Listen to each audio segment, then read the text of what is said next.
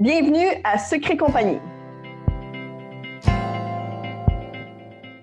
Secret Compagnie, c'est un podcast qui va être animé par Sandra Major de Le Sucre au Four et moi-même, Véronique Lecourt de Biscuit Sugar. On a à cœur d'aider les entrepreneurs sucrés à prendre des décisions réfléchies pour leur business.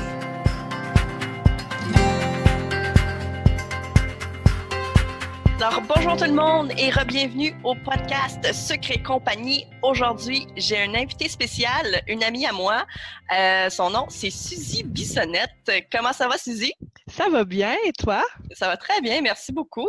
Merci tout d'abord d'avoir accepté l'invitation de venir nous parler aujourd'hui de ton expérience, puis un peu de ton entreprise, puis ton parcours et tout ça. Ça me fait plaisir. Fait que, en fait, j'ai invité Suzy, entre autres, parce qu'elle a fait une démarche, en fait, pour obtenir un permis de sa ville. Et ça n'a pas été facile. Puis Dieu sait que ça peut parfois être intimidant, toute cette affaire-là. Fait que je trouvais ça important de parler, finalement, de son expérience, puis de poser des questions, finalement, pour savoir là, comment ça s'était passé. Fait que, tout d'abord, j'aimerais que tu te présentes. J'aimerais savoir qui tu es. Qui es-tu?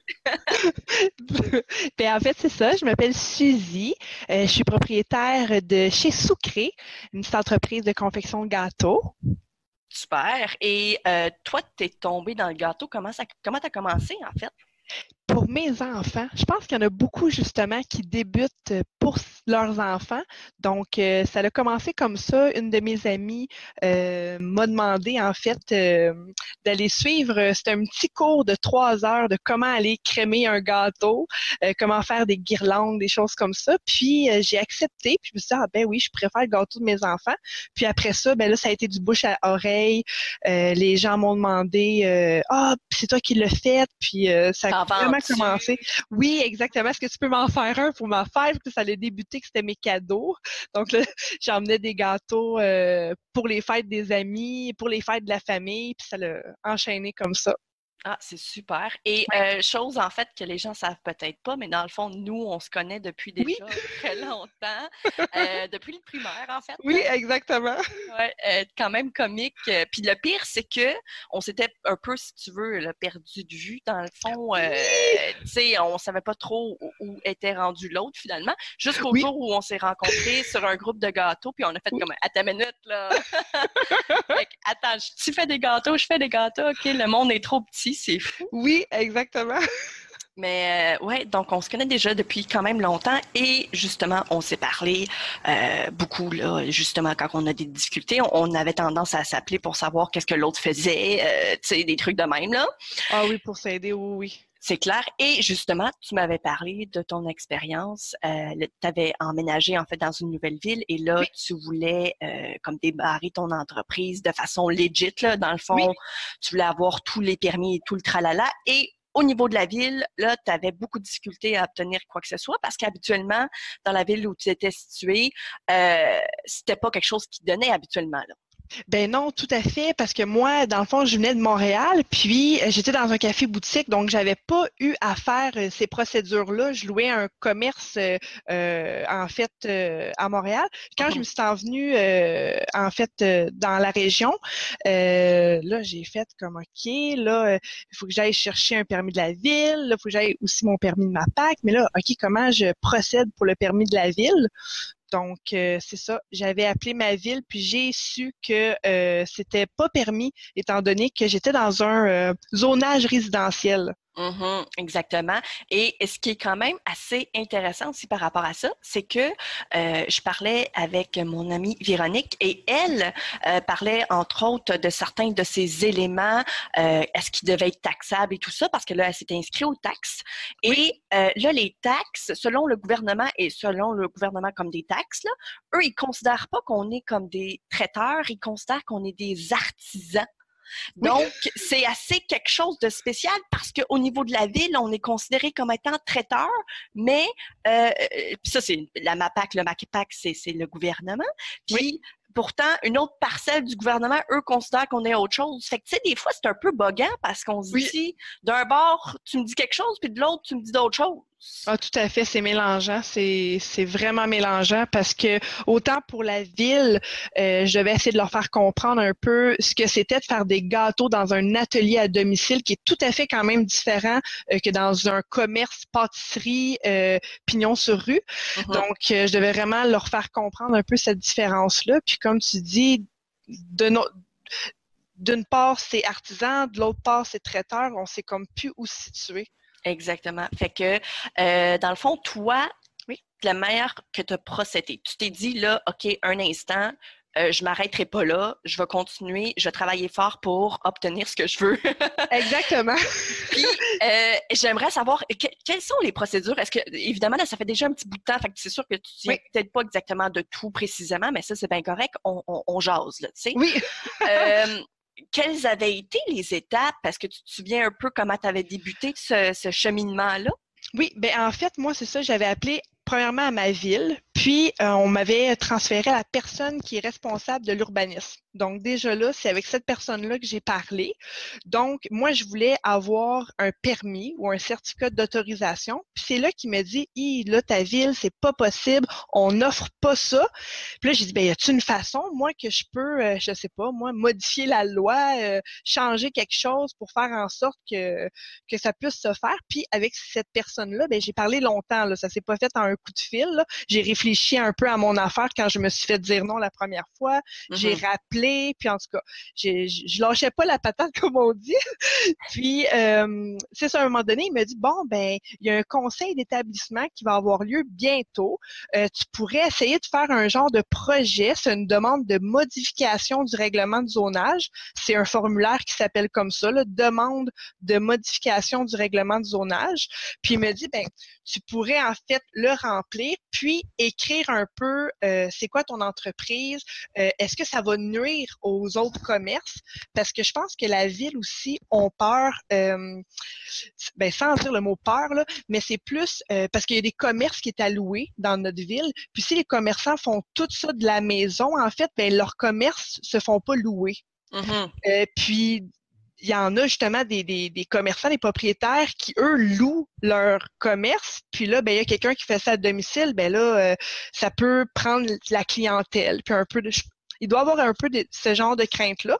Donc, moi, j'ai préparé une lettre disant en fait là que un peu c'est quoi là, tu sais combien environ de gâteaux que je fais par semaine. J'avais pris des photos aussi de mon atelier. Regardez la différence entre une pâtisserie et mon atelier, c'est que moi j'ai un frigidaire. Je suis pas une pâtisserie où est-ce que je peux avoir 2, 3, 4 frigidaires. Tu sais, je montrais quand même que le va-et-vient chez moi, ben va pas être comme dans une pâtisserie. J'ai mis des heures. Bon, les clients peuvent passer, mettons, le samedi matin au lieu d'être là toute la semaine parce que eux, en réalité, ils veulent pas que quelqu'un s'achète une maison puis que là, ils deviennent le voisin à côté, Colin, il y a bien du roulement, là, tu sais. Ouais, je comprends. Ouais. Fait qu'ils veulent que ça soit simple, tu sais, c'est un zonage qui est résidentiel. Donc, j'ai monté tout ça. Je suis allée présenter à la personne responsable de l'urbanisme qui, lui, après a pris mon projet et le présenté au conseil d'établissement. Puis là, tout ça, là, on parle ça en 2-3 minutes, mais tout ça, c'est fait sur un bon 3-4 mois. Ouais, c'est ça. D'attente et de rappel et de suivi. Puis finalement, j'ai été bien chanceuse. Il me rappelait avec des bonnes nouvelles en me disant, ben on a réussi, la demande a été acceptée par le conseil d'établissement, ce qui fait que pour les maisons unifamiliales et les semi-détachés à 2 maisons et non pas les triplex, là, c'est accepté. Donc là, j'étais, mon Dieu, j'en reviens pas. Là, fait que dans le fond, techniquement, là, t'es-tu en train de me dire que tu as fait changer la loi pour toutes les personnes de ton secteur? Exactement. Ça veut dire que n'importe qui, en fait, ici, demanderait un permis de la ville pour ce genre d'activité-là, serait autorisé s'ils sont dans une maison unifamiliale ou un semi-détaché à 2 maisons. Je ne sais jamais comment appeler ça, là, je pense que c'est ça, un semi-détaché à 2 maisons. Je ne sais pas si éventuellement ça peut changer, là, tu sais, les lois, on ne sait jamais comment que ça peut fonctionner, mais oui, ça c'est exactement ça. Maintenant, on peut. Je suis vraiment contente. Fait que dans le fond, non, c'est complètement fou. Fait que dans le fond, tout le monde de ton secteur devrait pratiquement te remercier d'avoir fait tout ce travail. Vraiment, moi, pour vrai, je suis vraiment contente. Puis honnêtement, c'est quelque chose que tu sais, je me dis, mon Dieu, c'est fait, là. J'ai vraiment un permis de la ville, là. Mais c'est complètement fou. Ben, en fait, Oui. moi, je trouve ça tellement inspirant parce que, veux pas, t'as dû travailler fort, comme tu le dis, là, c'est quoi, 3-4 mois d'attente? Oui, c'est ça, exactement. Mais la personne, par exemple, qui m'a répondu, la personne qui était là, parce que maintenant, c'est plus la même, là, je pense que je commence à les connaître beaucoup parce que j'ai déménagé, j'ai eu une nouvelle maison, il a fallu que je refasse, ben pas la procédure, là, mais le permis est pas transférable, là, les permis de ville, c'est pas transférable, faut que je refasse une autre demande, mais cette personne-là a été vraiment superbe, là, pour vrai, là, de tout m'expliquer, puis de tout, tu sais, d'avoir confiance aussi, de dire, OK, mais gars, essaye-le, puis on perd rien, là. Oui, c'est ça, elle a présenté ton projet, tu sais, dans le fond, Oui. elle a peut-être été super bonne, puis c'est Oui, une des exactement. raisons pourquoi ça a Oui. fonctionné, tu sais. Exactement. Fait que, tu sais, moi, il fallait vraiment, j'explique un peu là, le concept c'est comme ce qu'on appelle, c'est un usage complémentaire à un usage résidentiel, en fait. C'est ça, Là. parce que tu continues à vivre là, puis c'est ta Oui, maison. exactement. Mais tu sais, quelqu'un, admettons, qui aurait un unifamilial, puis que dans le sous-sol, il y a un appartement, ben il pourrait pas, admettons, s'ouvrir un local dans sa maison parce qu'il y a déjà un usage complémentaire. Ah, OK, je comprends. Tu sais, c'est vraiment dans ta maison, tu dois avoir aucun usage complémentaire parce que c'est ça, tu sais. Puis rendu là, je sais pas si admettons, parce que moi, je suis correcte avec des ateliers, puis des préparations d'ateliers et gâteaux. OK. Fait que pour ces deux. Ah, ben c'est cool. Écoute, moi, Oui. j'ai une autre question pour toi. Oui. Est-ce que ça a engendré des coûts, tout ça? Les demandes pour le permis, là, pas le permis en tant que tel, là, mais bien la demande pour avoir un permis? La demande de modification, non. La demande de permis, oui. En fait, c'est 50 $ que ça m'a coûté. C'est vraiment pas cher, contrairement à d'autres permis. Ouais, c'est ça. C'est 50 $ que tu payes, puis ça, c'est toujours, en fait. C'est pas renouvelable. Donc, moi, c'est ma maison, elle a un atelier qui est commercial. Donc, j'ai eu droit à un inspecteur de la ville qui vient à la maison, qui mesure mon atelier, qui regarde tout ça, voir si c'est conforme à ce que ça exige la nouvelle loi, la modification. Puis, ça s'ajuste parce que maintenant, j'ai un atelier je dois verser des taxes commerciales. OK. À cause de cet atelier-là. Donc, c'est pas beaucoup parce que c'est un petit atelier. Puis eux, ils ont aussi, tu sais, je pourrais pas faire le sous-sol au complet avec un atelier, là. Ils ont une limite. Une limite, exactement. Là. Puis moi, c'est un tout petit atelier, donc j'étais vraiment conforme là, à ce qu'ils demandaient. Puis c'est ça, là, avec cet atelier-là, ben eux, ils mesurent tout ça, puis après ça, ben ça monte au niveau de tes taxes commerciales. Là, tu viens avoir un commerce à domicile, donc là, tu as des taxes à payer là, par rapport à ça. OK. Et aussi, autre chose, on parlait un peu plus tôt, justement, peut-être des inquiétudes par rapport à la ville. Oui. Une des choses que moi et Véronique, on s'était déjà dit, justement, une des choses qu'on trouvait un peu ridicule aussi par rapport au permis de la ville, c'est concernant justement l'achalandage. Puis on se disait, tu sais, c'est un peu ridicule parce que la plupart du temps, un espace comme ça, mettons, pour faire des gâteaux, on s'entend, là, tes clients viennent une journée semaine, c'est généralement le samedi. Exactement. Puis on parle de quoi, là? 5 clients? Oui, puis c'est ça exactement. Puis même, ça dépend. Moi, je travaille aussi, là, j'ai comme 2 travails, donc des fois, c'est beaucoup moins que ça. Là. Donc, c'est vraiment, j'ai mis 1 heure, là, en fait, que je disais, mettons, de 9 à 11 là, le samedi ou des trucs comme ça. Ça peut arriver que dans la semaine, il y a un client qui vient... mais il n'y a pas de va-et-vient là, à ce que les voisins soient en dérangement. Là.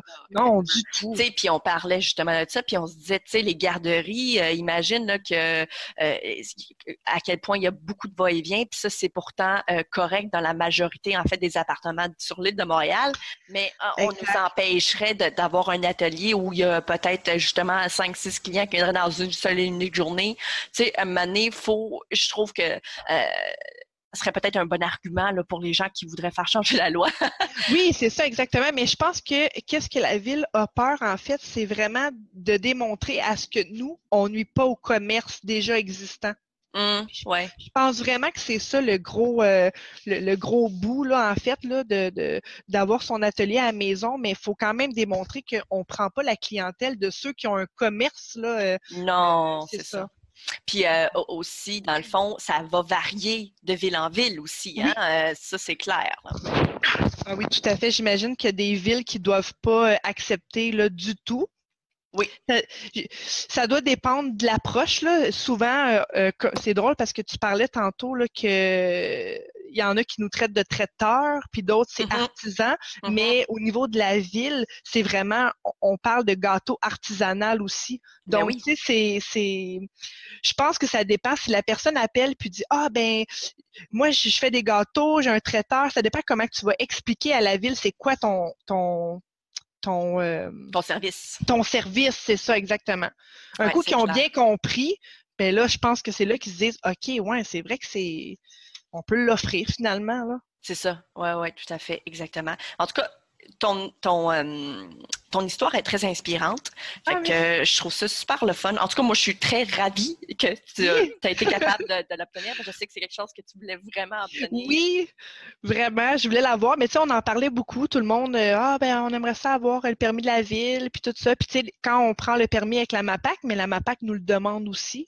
Donc, est-ce que tu as le permis de la ville, tout ça? Donc là, je me suis dit, il doit bien avoir quelque chose à faire. On peut sûrement être capable d'avoir un permis qui dit qu'on exerce ça dans notre atelier puis que tout est conforme. Oui, exactement. Puis j'imagine aussi qu'à force que plusieurs personnes peut-être le demandent dans les villes, justement, mettons, autour de Montréal, mettons, peut-être que ça finit par exercer une certaine pression au niveau du comité, puis à ce moment-là, peut-être qu'ils se disent, il y a tellement de monde qu'ils le veulent, peut-être qu'on devrait y jeter un coup d'œil.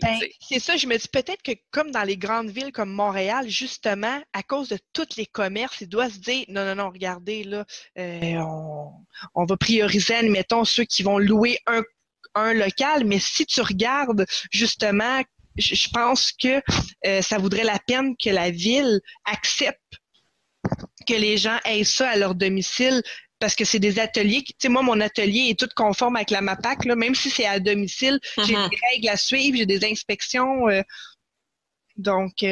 Non, c'est sûr. Puis, en tout cas, merci beaucoup de ton entrevue, ça a été vraiment très plaisant.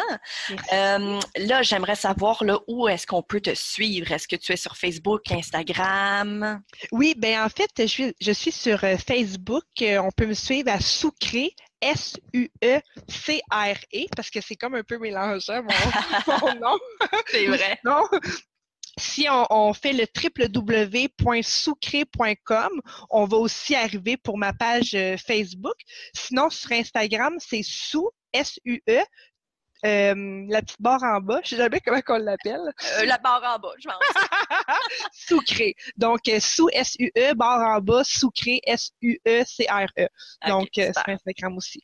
Ah, c'est cool ça. Donc, merci infiniment. Ça me fait plaisir. Puis, dans le fond, on va aussi vous inviter, les gens qui nous écoutent en ce moment, de prendre un screenshot de l'émission pour que vous puissiez aller partager ça justement sur Instagram. Vous pouvez d'ailleurs me taguer moi ainsi que Suzy là-dessus. Ça va nous faire plaisir de vous repartager dans nos stories. Aussi, je vous invite à vous abonner peu importe où vous êtes en ce moment, là, dans le fond, si vous êtes sur Spotify ou sur iTunes, peu importe, de manière que vous puissiez en fait recevoir les notifications lorsqu'on va publier le nouvel épisode qui sera la semaine prochaine. Et d'ailleurs, vous ne voulez pas manquer ça parce que là, on va parler de permis de la MAPAC. Donc, en fait, permis de le MAPAC. Et puis, voilà, c'est tout!